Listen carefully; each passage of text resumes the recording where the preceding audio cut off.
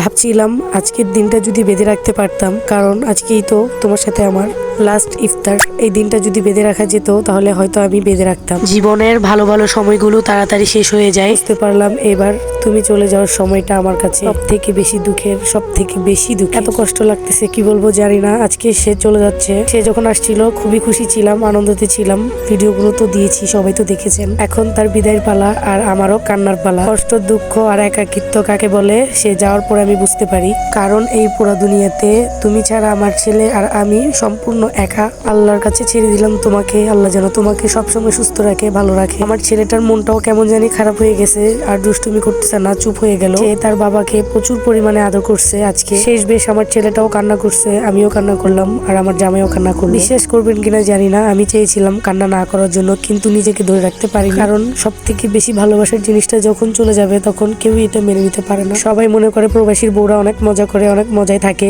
অনেক কেনাকাটা করে, অনেক টাকা খরচ করে, কিন্তু বিশ্বাস করেন সব থেকে বেশি কষ্ট প্রবাসীর বউরাই পায়। কারণ আপনি ছেলে ছাড়া, বিয়ে ছাড়া থাকতে পারবেন, স্বামী ছাড়া কয়দিন থাকতে পারবেন বলেন? সে যাওয়ার পরে আমি আমার ছেলে কি পরিমাণ কান্না করছি এয়ারপোর্টে বসে বসে, সেটা তো আমরাই জানি। ছিল আমার রুটা কেউ ছিঁড়ে নিয়ে চলে গেছে। আমার ছেলেটাও প্রচুর পরিমাণে কান্না করতেছিল, আমি তাকেও সুন্দরভাবে বুঝাইলাম, তারপর আদর যত্ন করে নিয়ে আসলাম বাসায়। সবাই দোয়া করবেন আমার জামাইয়ের জন্য, সে যেন সুন্দরভাবে সুস্থভাবে প্রবাসে থাকতে পারে।